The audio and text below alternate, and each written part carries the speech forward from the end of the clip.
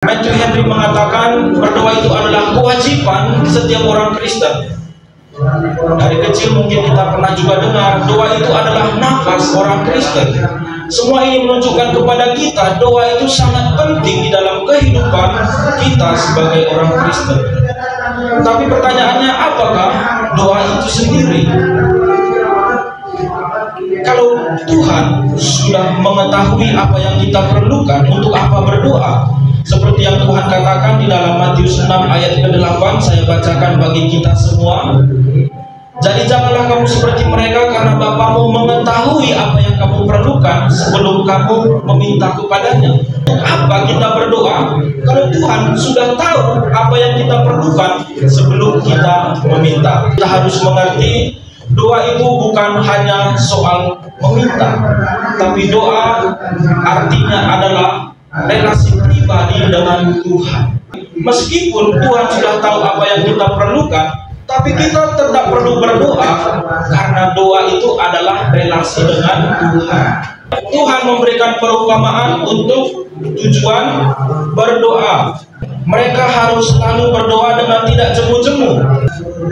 Tuhan Yesus mengatakan tentang berdoa ini dengan perumpamaan adalah seorang hakim. Kita tahu hakim apa? Hakim di dalam sidang pengadilan, dialah yang memutuskan ini benar, ini salah, seberapa berat hukumannya, seberapa ringan hukumannya. Inilah pekerjaan hakim, menentukan yang benar dan salah. Tapi Tuhan Yesus katakan di sini hakimnya ini hakim yang jahat, hakim yang tidak benar. Tuhan Yesus mengatakan dia tidak takut akan Allah dan tidak menghormati seorang pun. Dua hal ini ada pada hakim tersebut. Tidak takut Allah, tidak menghormati seorang pun. Dua ini tidak ada pada hakim tersebut. Padahal dua hal inilah yang paling penting dalam pengajaran Tuhan Yesus. Apa pengajaran Tuhan Yesus? Kalau kita lihat di dalam Markus 12. Yang pertama, hukum terutama adalah kasihilah Tuhan Allahmu. Yang kedua, kasihilah sesamamu manusia. Tapi pada hakim ini tidak ada kedua ini, maka dapat kita pastikan hakim ini pasti hakim yang jahat. Ia pasti bertindak hanya dengan kesenangan diri, keuntungan pribadi. Kalau ia ada untung, ia akan bela. Kalau tidak ada untung, ya dia biarkan saja. Bahkan dia bisa memutarbalikkan fakta untuk mendapatkan keuntungan. Hakimnya tidak benar.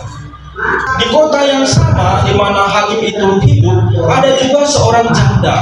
Yesus memakai seorang janda sebagai perwakilan orang yang lemah. Di Alkitab, kalau ada orang yang menindas janda, maka Tuhan sendiri akan bertindak tegas dan adil kepada orang yang menindas. Bagaimana biasanya orang-orang menindas? Orang-orang yang kuat akan merampas milik janda tersebut. Janda-janda diperlakukan tidak adil. Tuhan Yesus mengatakan, janda ini datang kepada hakim yang jahat itu. Dia datang ke hakim tersebut dan berkata, belalah hakku terhadap lawanku. Tidak berhenti, ia terus datang kepada hakim tersebut. Dia mungkin ketuk rumah hakim tersebut. Hakim, tolong bela hak saya. Hakim bilang, Bu, saya tidak bisa. Karena dia melihat tidak ada untung pribadi yang bisa dia peroleh. Tapi besoknya janda tersebut datang lagi, dia ketok, Pak Hakim, tolong bela hak saya. Beberapa waktu lamanya hakim itu menolak. Tetapi karena janda itu terus datang, ia berkata dalam hatinya, walaupun aku tidak takut Allah dan tidak menghormati seorang pun, namun karena janda ini menyusahkan aku, baiklah aku membenarkan dia, supaya jangan terus saja ia datang dan akhirnya menyerang aku. Pada akhirnya, hakim yang jahat itu memberikan apa yang diminta oleh janda tersebut. Janda tersebut mendapatkan apa yang dia minta, punya sikap yang tidak mau menyerah. Ia terus mau bertekun di dalam permintaannya. Dan pada akhirnya Tuhan Yesus katakan, perhatikanlah, camkanlah apa yang terjadi itu. Janda tersebut mendapatkan apa yang dia minta. Di sini kita belajar, hakim yang jahat saja bisa melakukan hal tersebut. Ia bisa memberikan apa yang diminta janda. Sekarang kita memikirkan, bagaimana dengan Tuhan Allah kita? Kalau kita meminta sebagai anak-anaknya, tentulah Ia pasti memberikan apa yang kita perlukan. Kalau kita meminta, Ia pasti akan membenarkan, Ia pasti membela, Ia pasti memberikan pertolongan. Inilah yang ingin Tuhan Yesus ajarkan melalui perumpamaan hakim yang jahat. Hakim yang jahat saja tahu apa yang harus dia lakukan kalau ada orang terus datang meminta. Terlebih lagi Tuhan Allah Bapa yang baik pasti akan memberikan kepada anak-anaknya kalau kita meminta. Tuhan Yesus pernah mengatakan, kalau Bapa dunia saja tahu melakukan yang baik kepada anaknya. Kalau anaknya minta roti, apakah bapaknya kasih batu? Tidak mungkin. Bapak di dunia ini saja tahu apa yang terbaik bagi anaknya. Kalau anaknya minta ikan, apakah bapaknya berikan ular? Tidak juga. Itu yang Tuhan Yesus sampaikan. Kalau Bapa di dunia ini saja tahu apa yang harus dia berikan kepada anaknya, apalagi Bapa kita yang di surga, Bapa yang baik, yang melebihi kebaikannya atas semua Bapa yang di dunia ini. Mari kita berdoa, mari kita meminta.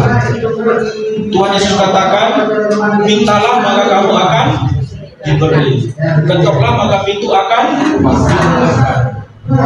Tapi masalahnya kita tidak berdoa dan tidak meminta, makanya kita tidak mendapat. Kalau firman Tuhan mengatakan, mari kita berdoa, bertekun berdoa sampai kehendak Tuhan terjadi, maka kita melakukan.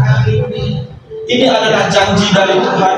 Ini jaminan doa kita bahwa Tuhan pasti akan memberikan sesuai apa yang kita perlukan.